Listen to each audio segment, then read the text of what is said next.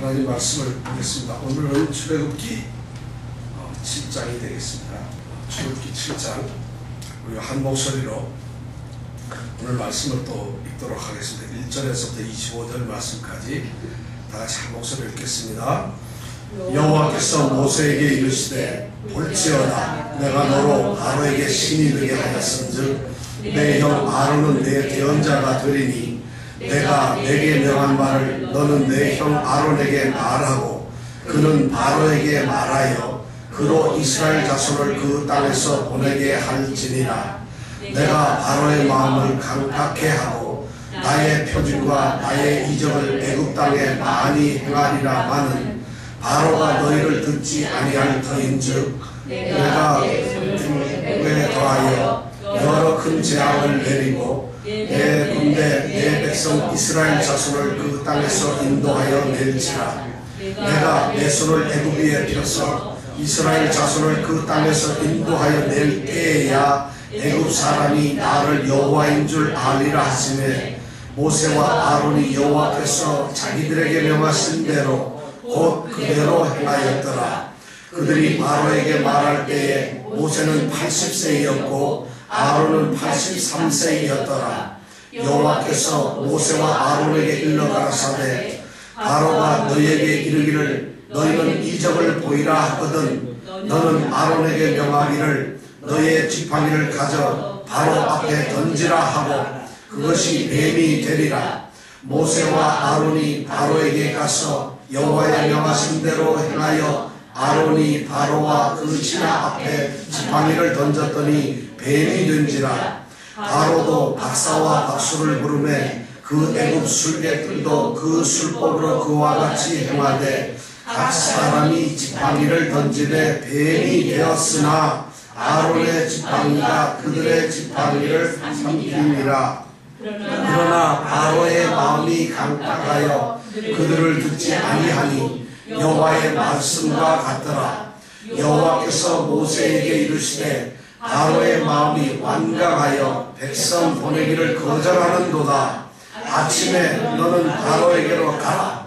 그가 물로 나오리니 너는 하숫가에 서서 그를 맞으며 그 뱀 되었던 지팡이를 손에 잡고 그에게 이르기를 히브리 사람의 하나님 여호와께서 나를 왕에게 보내어 이르시되 내 백성을 보내라. 그들이 광야에서 나를 섬길 것이리라 하였으나 이제까지 내가 듣지 아니하도다.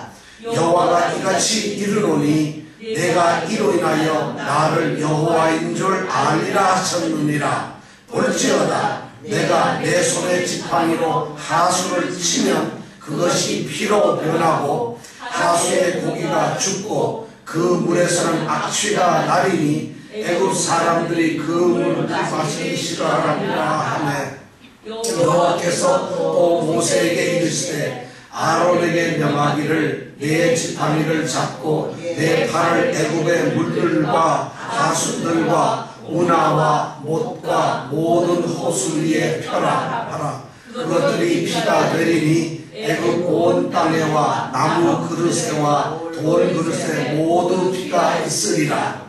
모세와 아론이 여호와의 명하신 대로 행하여 바로와 그 신하의 목전에서 지팡이를 들어 하수를 치니 그 물이 다 피로 변하고 하수의 고기가 죽고 그 물에서는 악취가 나니 애굽 사람들이 하수물을 마시지 못하며 애굽 온 땅에는 피가 있으나 애굽 술객들도 자기 술법으로 그와 같이 행함으로 바로의 마음이 강팍하여 그들을 듣지 아니하니 여호와의 말씀과 같더라. 바로가 돌이켜 궁으로 들어가고 그 일에도 관념하지 아니하였고 애굽 사람들은 하수물을 마실 수 없으므로 하숫가를 두루 파서 마실 물을 구하였더라.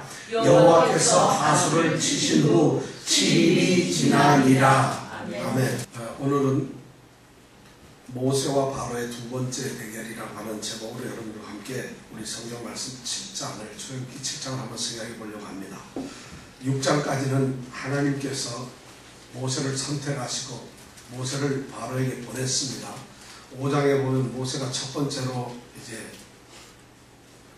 바로에게 갔죠. 그랬는데 바로를 만나서 이 백성들을 희생제사 지내도록 광야로 내보내어 달라고 이제 간청을 했죠.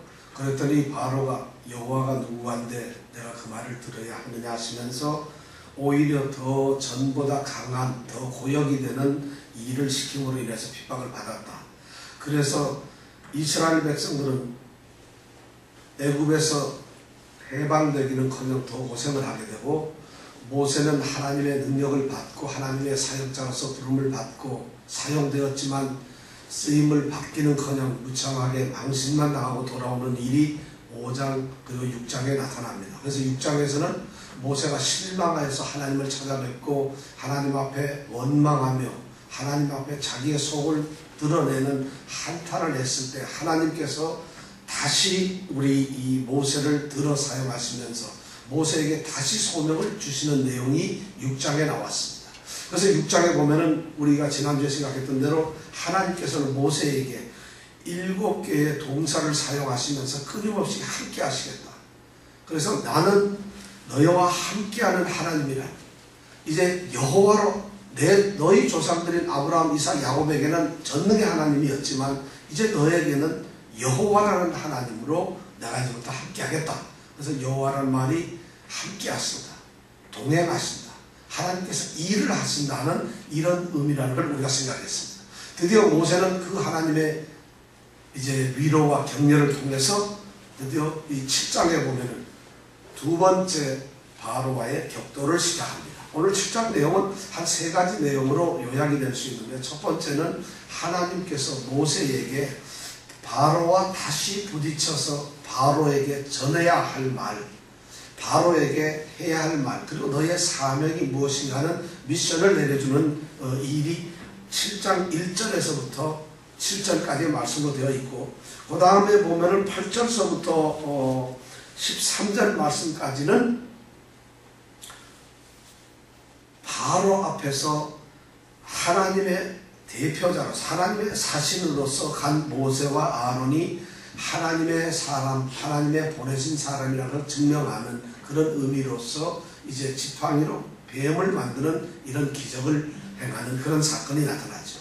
그 다음에 14절서부터 비로소 7장 14절서부터 애굽 땅에 하나님께서 내리는 재앙들이 시작됩니다. 하나님께서는 이스라엘 백성을 애굽에서 해방시키기 위해서 말을 듣지 아니하는 강팍한 바로에게 재앙을 내리죠. 재앙을 몇 개 내렸죠? 출애굽의 재앙을 몇 개를 내렸어요? 네? 10가지의 재앙을 내렸습니다. 근데 오늘은 그 첫 번째 재앙인 나일강을 피로 만들어내는 그러한 재앙을 애굽 땅에서 내렸다는 것이죠. 그러면 우리가 출애굽 영화도 보고 모세는 영화도 보면 재앙을 내리잖아요. 근데 12장까지 11장 마지막까지 쭉 되는 재앙이 10개가 됩니다. 다음 주에는 오실 때 꼭 그 11장까지 한번 읽어보시고 10재앙이 무엇인가를 좀 여러분들이 대략 한번 보고 오시면 좋겠어요. 오늘은 그 첫 번째 재앙인 나일강 그 하수를 피로 만드는 그런 재앙이 내렸다는 이 말씀까지 저희들이 생각하려고 합니다. 우선 첫 번째 우리가 이 패러그램에서 보면은 하나님께서는 모세에게 이제 새로운 미션을 주는데 모세에게 아주 놀라운 2가지를 새롭게 눈을 뜰 수 있는 2가지 큰 이야기를 하고 있어요. 모세에게 뭐라 하냐면 이제는 네가 바로에게도 하나님이 신이 될 것이라는 얘기예요.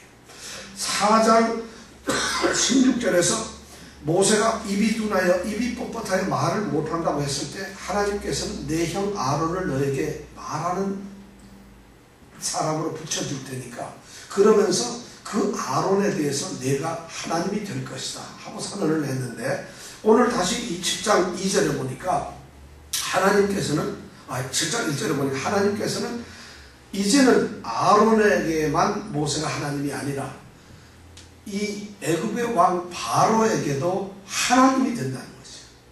이런 위대한 선언을 하세요. 그러니까 모세 입장에서는 지금 실패했잖아요. 1차 도전에서 처참하게 깨지고 아무런 결과도 없이 백성들을 구원도 못하고 백성으로부터 원망을 듣는 그런 위치에 처해졌는데, 하나님께서는 드디어 이제 그 실패와 좌절 속에 있는 모세에게 너는 바로의 하나님이 될 것이다. 바로 앞에 가면은 하나님처럼 신처럼 너는 역할을 할 수 있다는 이런 말씀을 하는 거예요. 여기서 하나님이라는 것은 바로를 마음대로 흔들 수 있는 주인과 같은 주권자와 같은 그런 존재가 된다는 것이에요.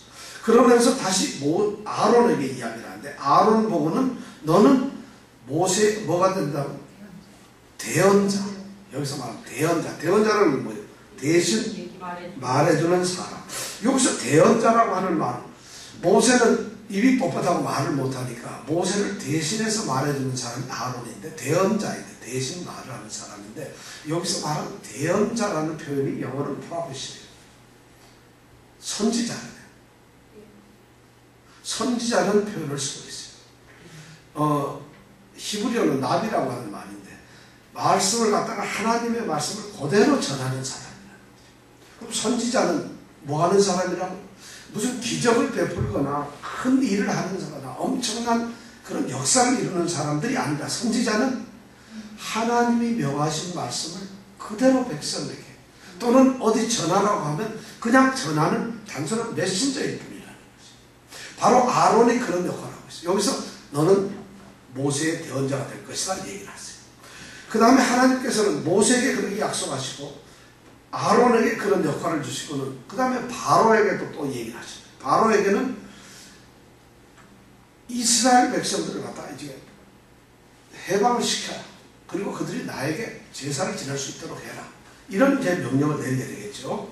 그런데 바로는 여기서 하나님께서 전혀 다른 어떤 역할을 주는데 어떤 역할을 주냐면 강팍한 이런 역할을.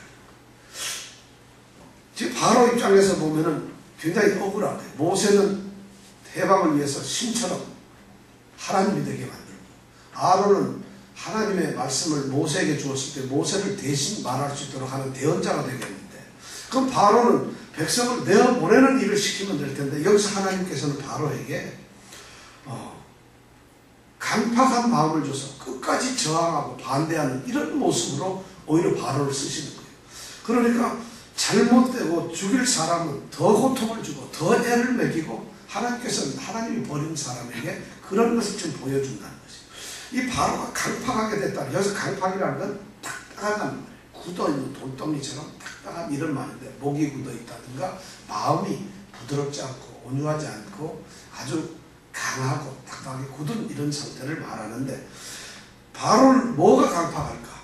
보니까 오늘 말씀 7장에서 전체적으로 보면 앞으로 11장, 12장까지 이제 6월절을 지나고 장자가 죽는 거. 그 다음에 14장, 15장에서 홍해를 건널 때까지 바로의 마음은 끝까지 강팍으로 가는데 강팍에는 세 가지 종류가 있어요. 우리도 신앙생활을 하면서 이 바로처럼 강팍한 경우가 너무 많아요. 우리는 뭐 마치 신앙생활 잘하는 것처럼 생각을 하지만은 바로처럼 거의 똑같은 일을 하고 있어요. 그럼 바로는 뭐가 강팍했는가? 우리가 강팍의 내용을 한번 보면은 우리하고 비교를 해볼 수가 있어요. 바로의 강팍의 첫 번째는 뭐냐면 하나님을 인정 안 하고 하나님의 말씀을 듣지 않는 거죠. 하나님의 말을 순종하지 않는 거예요. 여호와께서 가라사대, 여호와께서 이르시되, 여호와께서 말씀을 하시니까 그 말씀을 들어야 되는데 듣지 않는다는 거죠. 그럼 우리는 어떤가? 하나님 말씀 여러분 잘 들으십니까? 성경 말씀 읽고 말씀대로 잘 지키는 그런 신앙생활을 하시냐는 거죠. 별로 바로와 별 차이 없어요. 바로는 전혀 안 듣고 하나님을 실제적으로 모세가 얘기하는 것에서 거부하고 대들기라도 하는데 우리는 그것도 아니고 하나님 말씀을 아예 무시하고 보지를 않는다는 것이죠. 이거 참 심각한 문제죠. 두 번째 바로의 강팍은 뭐냐면 하나님의 능력을 무시한다는 거죠. 능력을 무시한다는 거죠. 하나님께서 기적을 행하시고 하나님께서 놀라운 일을 하는데도 10번의 재앙이 이제 쏟아지게 되는데 그 재앙 속에서도 하나님의 그 능력에 대해서 계속 대항하는 것이 강팍해지고 11장까지 여러분들 읽어보시면 재앙을 내리면 금방 강팍해져요. 그리고 또 재앙을 내리면 내가 잘못했구나 하고 돌아서는 순간 바로 또 강팍해지는 이런 일을 계속 한다는 거죠. 그렇다면 우리는 어떤가? 여러분 하나님 능력을 어디까지 믿으세요? 지금 바로에게는 하나님께서 전능한 그 기적의 현장을 보여주시는데 보는 조차도 이 바로는 믿지 않는데 우리는 그 하나님의 기적을 여러분 보세요. 삶의 과정에서 또는 여러분들이 살고 있는 생활 속에서 기적을 보느냐는 것이 능력을 보시냐는 거죠. 사실 우리는 볼 수가 없잖아요. 그러나 어떻게 보면 우리가 오늘 찬송한데도 하나님 한 번도 나를 실망시키지 않으신다고 그랬는데 우리의 삶 속에서 하나님이 이끌어내신 일들이 있어요. 근데 우리는 기적 그러면은 놀라운 뭐 전혀 생각 못하는 그런 일을 기적으로 생각하는데 실제 하나님께서 우리를 돌보시는 그 전능하신 그 능력이 우리는 많은 것을 체험합니다. 사실 그 체험을 바로 우리가 가져야 된다는 것이고 그걸 믿어야 되는데 우리는 그것도 사실 잘 안 믿어요. 그럼 바로의 강팍과 우리의 강팍은 거의 뭐 비슷한 게 있어요. 세 번째 바로의 강팍은 뭐냐면은 이기주의적인 자기중심적이에요. 하나님께서 말하는 하나님의 뜻이나 하나님의 계획에서 하나님이 원하시는 이스라엘 백성의 해방 탈출에 대해서 거부를 하는 것이죠. 왜냐하면 그들은 자기의 종이고 자기의 신하들이고 자기의 백성들이니까 그들을 부려먹는 노예로 부려먹는 것이 유익하거든요. 자기의 권위나 모든 것을 하는 게 유익하니까 그것이 하나님의 명령이라 하더라도 뜻이라 하더라도 모세는 하나님 명령보다는 자기의 유익을 위해서 이기주의적인 자기중심적인 생활을 합니다. 그 하나님의 뜻을 따르지 않는다는 것이죠. 그러면 우리는 어떤가? 우리도 뭐 이렇게 따지면 우리 신앙생활이 얼마나 이기적이에요. 우리 믿음 생활 하시는 분 제가 이건 뭐 정죄하려고 그러는 것이 아니라 저부터도 보면 신앙생활 자체가 이기적인 그런 내중심적인 신앙생활을 할 수밖에 없어지는 이런 모습을 발견하고 참 저도 답답하게 생각해요. 현실이 그렇게 되어 있어요. 모든 신앙생활을 하시는 여러분들 한번 머릿속으로 가만 그려보세요. 이 땅에서 신앙생활을 하는 뭐 우리 옆집 아저씨 뭐 누구 이렇게 쭉 생각해보세요. 정말 이런 오늘 이 강팍한 바로의 모습처럼 하나님의 말씀을 순종하는 면에서 하나님의 능력을 오늘도 역사하신 하나님의 능력을 믿는 면에서 그리고 그 신앙의 모습에서 이기적이고 자기중심적인 신앙생활을 하는 면에서 과연 이 기준에 강팍하지 않을 신앙인은 누가 있을까? 얼마나 있을까? 사실 두려워요. 우리는 지금 여기서 보면 마치 심판관처럼 어떤 판단을 내리는 사람처럼 바로는 하나님의 말을 듣지 않는구나. 모세도 이상하게 하나님을 잘 안 믿고 하나님께 반항하더니 이제 순종을 하는구나 하고 판단을 하지. 그것이 나와 비춰졌을 때 나의 신앙의 모습은 바로와 비교해서 어떤 건가? 또 모세와 비교해서 어떤 건가? 이런 것을 한번 읽어보면은 이 출애굽 7장에서 볼 때 우리의 모습이 너무 부족하다는 것을 너무 모자라는 걸 알 수 있어요. 사실 그것을 우리가 알아야 된다는 것이죠. 그러니까 하나님께서는 이제 그 바로에게 바로 그 강팍함을 주셔서 왜냐하면 왜 강팍을 주시느냐? 자꾸 하나님께 대적하고 대항하게 함으로써 결국에는 내가 여호와인 것을 내가 너보다 강하다는 것을 내가 주권자라고 하는 것을 그에게 알게 하기 위해서 그런다고 하나님께서 말씀하셨어요. 그러면서 하나님께서는 이스라엘 백성을 내 군대 내 백성 이스라엘이라고 하시면서 그들을 인도하시는데 하나님께서는 그 인도하시기 위해서 강팍한 바로에게 이제 표징과 어떤 이적을 보여주시기를 하는데 오늘 말씀을 보니까 내 손을 애굽에 더하여 4절에 보면 그래 나와 있어요. 내 손을 애굽 여호와의 손을 애굽에게 더한다. 그러면 하나님께서 손을 더한다는 이런 표현을 쓰시고 난 다음에 그 다음에 나오는 말은 재앙이 돼.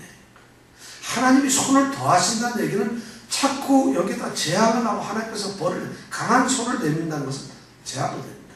그런데 5절에 보면 내 손을 애굽에 어떻게 펴서 손을 펴면 뭐하냐면 인도하고 보호를 하신다. 저는 우리 여호와의 손이 우리에게 강한 손을 더하는 것보다는 하나님께서 손을 우리에게 펴시기를 원해요.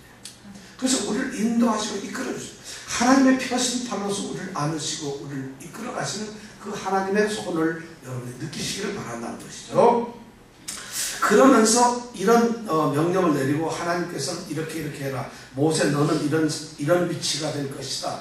아론 너는 이런 사명을 가지고 있다. 그리고 바로 너는 이렇게 될 것이다를 말씀을 하면서 하나님께서 최종적인 목적은 내 백성 이스라엘을 애굽에서 해방시키는 것이고, 그리고 그들이 광야에서 하나님께 제사를 드리는 것이고, 그리고 바로가 애굽이 온 천하가 이 세상의 모든 만물이 주권자 여호와 하나님을 알게 되게 하는 것, 이것이 하나님의 뜻이라는 것을 말씀했어요. 이런 사명을 모세가 받고, 오늘 우리 7절에 보니까 모세가 몇 살? 80살. 아론은 3살이 많은 83세. 두 할아버지가 지금 이 위대한 사명을 받고 있는 거예요. 야, 이거 보면은 어떤 분들은 그 당시에는 80, 오래 살았으니까 80도 젊은 나이입니다, 이렇게 말하는데, 이 역사학자들이 모세가 살던 시대 당시의 평균 수명을 이렇게 조사를 해보니까 한 40세 된다. 신명기에도 보면은 그 당시에 신명기에 보면은 출애굽하면서 모든 사람들이 보통 살아가는 삶이 한 40여 세 이렇게 사는 건데, 특별한 사람을 빼고는. 그런데 우리 모세와 아론은 80세에 부름을 받는 거지. 83세에 드디어 부름을 받고 하는 거지. 하나님께서 사람을 쓰시는 방법이 오늘 참 우리가 생각할 수 없는 거예요. 40년 동안 애굽 왕국에서 살아있을 때 그 모세를 쓰시지 않았다는 것이죠. 그리고 나머지 40부터 80까지 살아가는 한참 장년했을 때 시간, 그 시간 위대한 광야에 살고 있을 때 하나님은 그 모세를 쓰지 않고, 그런 과정이 다 지나고 난 다음에 왕궁의 경험과 광야의 경험을 한 80이 된 노인을 하나님께서 부르시고 그의 손에 지팡이를 쥐어주며 하나님께서 일을 시킨다는 거죠. 그러니까 하나님이 사람을 부르시는 것은 시기나 조건이나 그런 환경이 중요한 것이 아니라 어떻게 하나님께 우리가 사명을 감당하느냐 하는 것이 더 중요하다는 거죠. 하나님은 언제 불렀느냐, 어디서 불렀느냐, 이런 것이 중요한 것이 아니라 우리가 그 사명을 어떻게 감당하는 거예요. 80살, 83세 이 두 노인이 이제 활약을 하는 거예요. 이러면서 여기에다 이렇게 기록한 것은 하나님께서 바로 의도성을 가지고 계십니다. 내가 쓰고 있는 이 역사의 전환점에 이들의 나이가 80세고 83세다. 그리고 그들이 나이가 80세, 83세일 때 내가 불렀다는 것은 하나님께서 모든 하나님의 백성들이 알기를 원하신다는 거죠. 그렇지 않으면 나이를 왜 써놓겠어요? 하나님의 의도가 뭘까? 왜 80이라는 걸 강조하셨을까? 저는 이 말씀을 보면서 오늘 우리가 바로 그러한 하나님의 소명을 생각합니다. 여러분들 지금 얼마나 빨리 부르셨어요? 하나님은 나이가 중요한 것이야. 하나님께서 우리에게 하시고자 하는 그 위대한 일을 우리가 발견하는 것이 훨씬 더 중요하다는 것이죠. 여기까지가 하나님께서 이 바로 앞에 보내는 모세와 아론의 부름, 그 소명, 최종적 확정을 시키면서 이제 모세와 아론에게 해야 할 일을 드디어 밝히 알려주셨어요. 이렇게 해가지고 이제 모세와 아론은 하나님과의 소위 신라이가 끝이 나는 거죠. 7장 이 7절까지 해서 모세는 드디어 하나님의 사역자로서, 사명자로서 확정이 되고, 모세 스스로도 확정이 되고, 드디어 모세와 아론은 8절에 바로에게로 나간다는 거죠. 그 바로에게 나갑니다. 자, 8절에서 13절에 나오는 일은 모세와 아론이 하나님의 부르심을 받은 하나님의 사람이라는 것을 증명하기 위해서 바로가 말하거든 네가 누군데, 여호와가 누군데, 너희들이 도대체 누구냐 할 때에 그들에게 하나님이 주신 능력대로 지팡이를 던져서 뭐를 만든다고?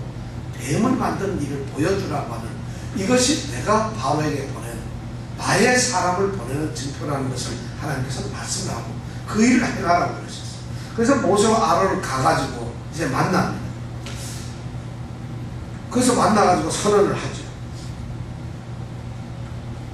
그 선언이 뭐냐면 이 백성을 이제 내보내라고 말씀하면서 그들을 만나죠. 그러니까 만나면서 바로에게 너 누구냐? 바로가 이제 만났더니 바로가 모세와 아론을 한 번 대적을 했고, 그리고 이겼던 그 경험이 있기 때문에 두 번째 만나서는 무시를 하게 되죠. 그러면 여기서 하나님의 사람들이, 하나님의 일을 맡은 사람들이 하나님께서는 그런 상태로 무참하게 비참하게 그냥 놔두는 것이 아니라 새로운 하나님의 위대한 신장을 준다는 것이죠. 지금 모세는 두 번째로 바로에게 보내지는 하나님의 대사예요. 하나님의 일꾼이에요. 바로 왕국에 보여지는 하나님 왕국의 대사로서 모세와 아론을 가게 되는데, 그들이 가면 우리가 보통 그 나라의 아그레망을 받고 나서 아그레망을 받은 다음에 대사로서 대사 이제 임명 파견장을 가지고 가잖아요. 근데 바로 모세에게 하나님께서 그 파견장을 주셨는데 그게 뭐냐면 이적의 능력을 주셨어요. 하나님이 함께 한다는 능력을 주셨는데 그 능력이 바로 가지고 있는 지팡이로 뱀을 만든다는 거죠. 그래서 실제로 8절서부터 13절에 보면은 모세와 아론은 가지고 있던 그 지팡이로 뱀을 만들어요. 여러분 이 기사를 딱 보면은 어디서 어떤 생각나는 거 있잖아요. 모세를 처음 하나님께서 부르셨을 때 지팡이를 던져라 그랬더니 뭐가 됐어? 뱀이 됐죠. 그 다음에 어떻게 알았어? 꼬리를 잡아라. 그래서 잡았더니 다시 지팡이가 됩니다.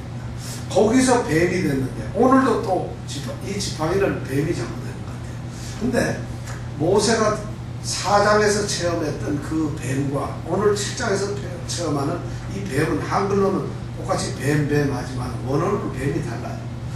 모세가 지팡이를 던져서 꼬리를 잡았던 그 뱀은 보통 우리가 보는 그런 뱀이에요.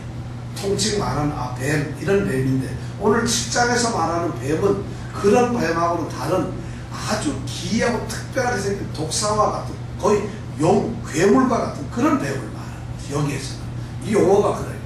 그러니까 여기에서 말하면 바로 그런 뱀을 만들었다는 거지. 왜냐하면 뱀이라는 것은 이 애굽 나라의 수호신과 같은 독사, 코브라는 수호신. 왜냐하면 나일강이 이들의 생명의 젖줄이잖아요. 근데 나일강에서 살고 있는 그 코브라 같은 뱀들이 있는데 그러다가 보니까 나일강에서 나오는 것은 이 사람들이 숭배를 하는데 거기서 코브라가 나오는데 그것을 숭배하는 거죠. 근데 하나님께서 지팡이로 만들려고 그랬던 뱀은 코브라보다도 더한 요한계시록에 나오는 용과 같은 그런 것을 만들었다는 거죠. 자, 그 이적을 딱 보였어요. 그러니까 그러면 바울이 깜빡 죽을 줄 알았는데 오늘 말씀 보니까 바로가 대적을 하고는 자기 나라 백성인 박사와 박수를 불렀다. 오늘 말씀을 보니까 그렇게 나와있죠. 박사와 박수를 불렀다. 여기서 박사, 박수가 뭔가 우리가 용어를 조금 생각을 해볼 필요가 있어요. 박사는 그 당시에 어떤 행정관리입니다. 왕을 자문해주는 신하들과 같은데 그 당시에 점성술이나 이런 것을 익숙하게 알아가지고 왕의 행정을 도와주는 이 관리를 보통 박사라고 하고, 박수는 그 당시에 애굽이 섬기고 있던 라라고 하는 신이 있어요. 그 신을 섬기는 제사장들, 그러니까 종교인들이에요. 그 종교인들을 박수라고 또는 일명 술객이라고도 합니다. 그러니까 애굽 왕에게는 정치적으로 또 행정적으로 쓰는 관리들과 종교적으로 활용하는 이런 박수 둘이 있었던 거죠. 그 사람들을 불러가지고 그 사람들이 똑같이 그러한 이적을 해야겠다는 것이죠. 하나님께서 모세와 아론에게만 그런 재능을 주신 줄 알았는데 이적을 능력을 가져왔는데 바로도 똑같이 자기네 이 박사와 박수를 불러 술객들한테 해가지고 그걸 만들더라는 거죠. 그러면 하나님의 이 신임장이나 이 능력한 하나님의 능력은 어떻게 되는 거예요? 그러니까 바로가 더 어떻게 될까요? 기가 살아서 기고만 해서 이렇게 강팍해질 수가 없죠. 오늘날에도 우리가 이런 걸 보면 기적, 이적, 우리 교회에 이렇게 보면 위대한 종들이 기적을 행하고 이적을 행하는 이런 하나님의 이 목사님들 듣는 종들이 많다 이런 얘기를 하는데, 신앙은 이적이나 기적을 통해서 우리가 신앙이 자라는 것은 아니에요. 우리는 생각하기를 어떤 기적을 보게 되면 우리 신앙이 자란다 이런 생각을 하는데 그렇지가 않아요. 절대 여러분들 제가 만약에 여기 모세처럼 지팡이를 딱 던져서 뱀을 만들 수 있는 기적을 행할 수 있다면은 우리 교회가 예를 들어서 한 5만 명 모일까요? 저는 성경에 보면 예수님 시대에 예수님은 너무나 많은 이적을 행하셨어요. 무리도 걸어다니고 다 했는데 오히려 백성들이 쫓지 않고 원망을 해요. 생각을 해보세요. 오늘날 만약에 뉴욕에 5천 명을 먹이는 사람이 나오고 눈 봉사를 낫게 하고 규모들을 고치고 안전벨트를 일으켜 세우고 죽은 사람을 살리고 만약 이런 이적을 행해가지고 그것도 3년씩이나 온 이 뉴욕을 다니면서 그런 기적을 행하는 사람이 있다고 가정을 해보죠. 여러분 어떻게 되겠어요? 그 사람에게 추종자가 엄청나게 많을 것 같죠. 안 그렇더라 이거죠. 예수님이 그런 일을 하셨는데도 그 당시에 예수님을 추종하는 사람들이 그리 많지 않았다는 것이죠. 사람들은 이적을 보고서 신앙이 생기는 것은 아니에요. 근데 그 이적의 특징은 바로 그런 왜 이적이 있고 기적이 있느냐면 기적이나 이적은 하나님의 특별한 뜻이 있다는 것이죠. 출애굽 시절에 이때 모세와 아론에게 기적을 주셨던 것은 애굽을 심판하기 위해서 그리고 애굽에서 탈출하는 이 해방되는 이스라엘 백성들을 구원하기 위한 하나님의 능력을 보여주시는 일이 바로 기적입니다. 하나님이 이 기적을 무슨 이상한 것으로 쓴 거죠. 심판과 구출을 위한 것이었어요. 또 하나님께서 이 이스라엘 백성들이 문열 왕국이 되는 초기에 엘리야와 엘리사에게 이적을 주셨어요. 엘리야와 엘리사가 이적을 너무 많이 행했어요.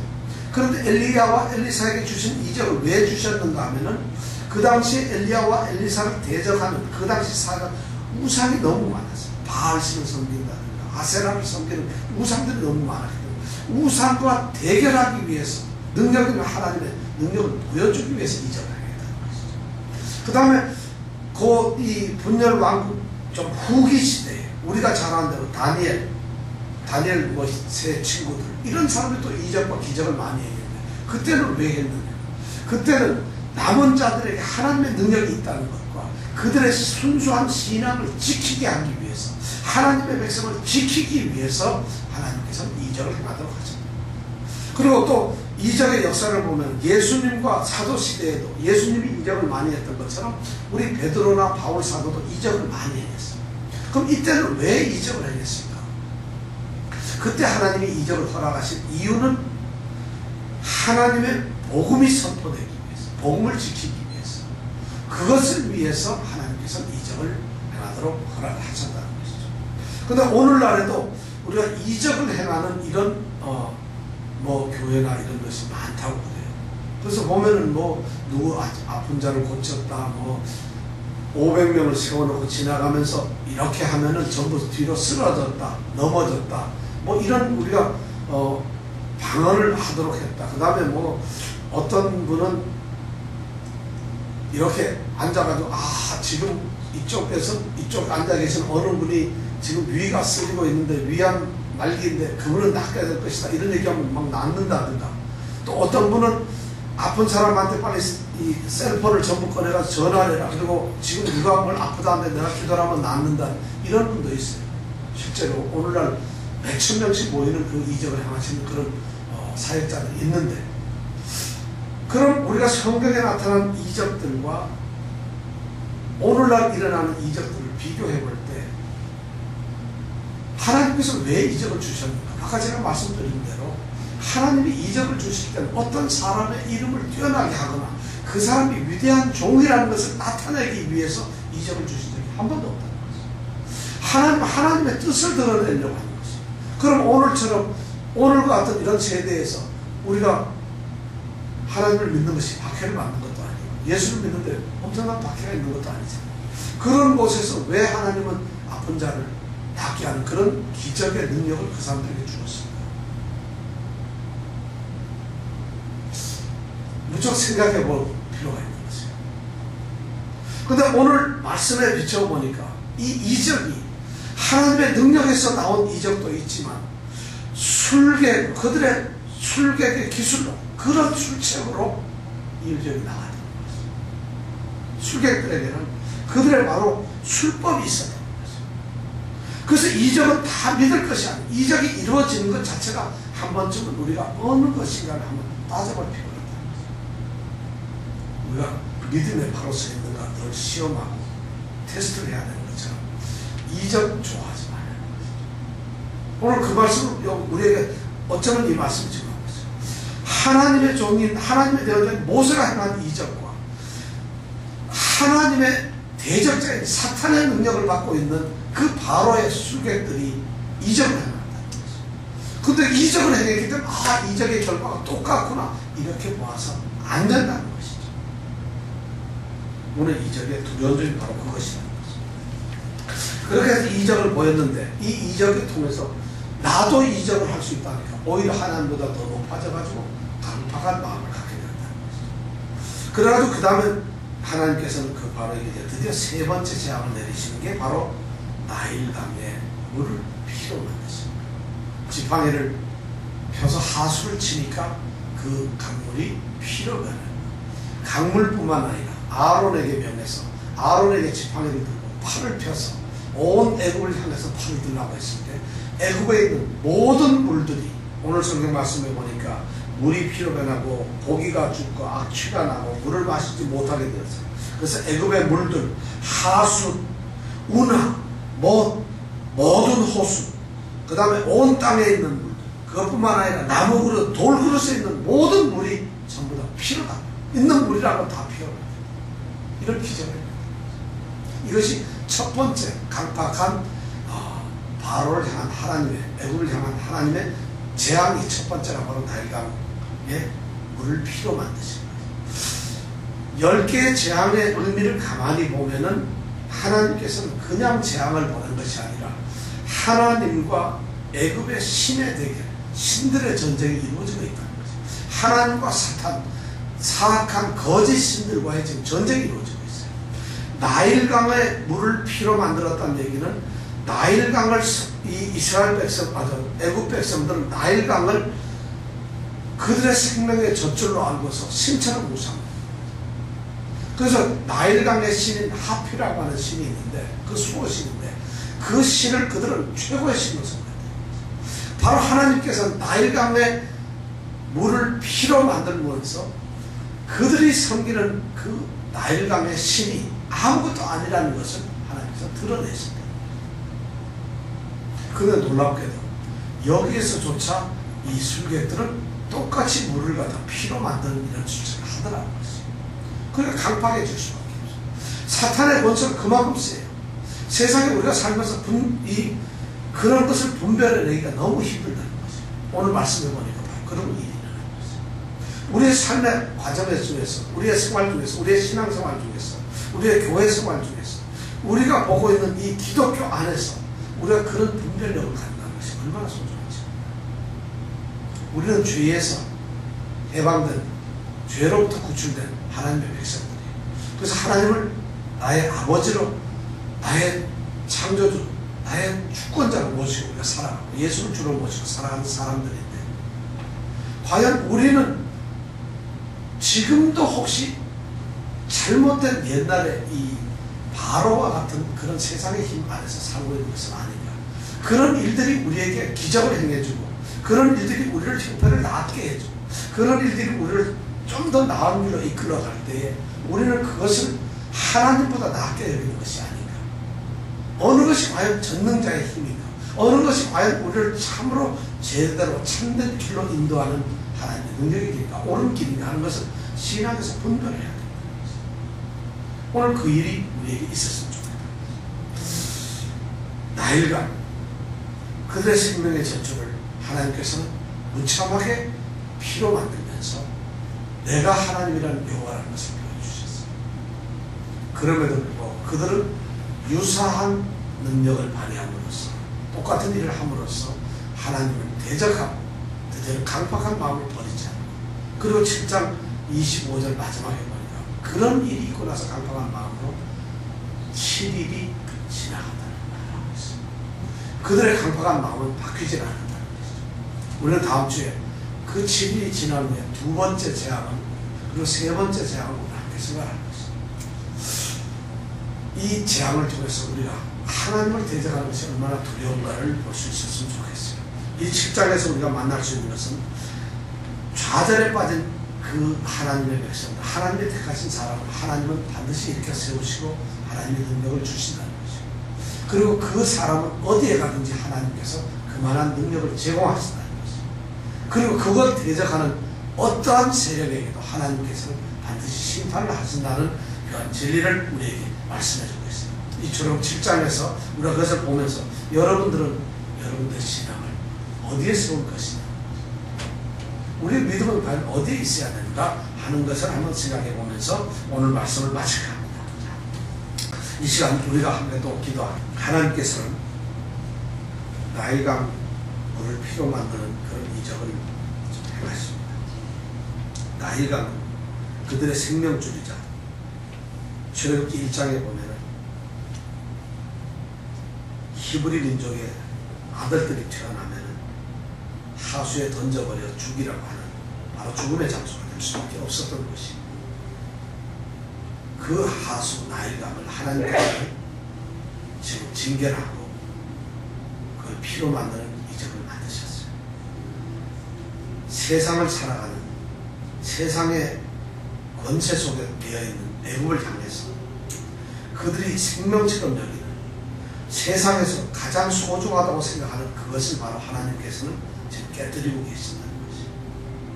그리고 그 세상을 지배하는, 나일이라고 하는 그 세상을 지배하고 있는 그 신을 하나님께서는, 하나님 외에는 이 땅에 신이 없다는 것을 알려주시면서 그 나일강을 피로 만드시는 이 첫 번째 재앙을 던지고 계십니다. 오늘 우리에게 하나님은 어떤 존재예요? 과연 하나님은 우리에게 참 신으로, 나의 영원하신 신으로 우리에게 과연 다가오고 있는가? 우리는 하나님을, 나의 하나님을, 하나님을 섬기고 있고 하나님의 군사가 되어서 따라간다고 하면서 하나님을 섬긴다고 하지만 바로처럼 강팍한 존재는 아니다. 그 하나님의 말씀을, 그 하나님의 능력을, 그리고 그 하나님의 계획을, 뜻을 얼마나 내가 순종하고 있는가. 이런 문제를 생각해 볼 때 우리의 믿음을 정말 겸손하게 한번 돌이켜볼 필요가 있습니다. 오늘 교회들도, 오늘 기독교가 바로 이 출애굽기 7장에서 나타난 강팍한 바로의 마음이 되어 있지 않은가. 그리고 고집과 완강함을 가지고 오히려 하나님을 외면하는 일이 있지 않은가. 우리는 바로 그런 신앙의 모습으로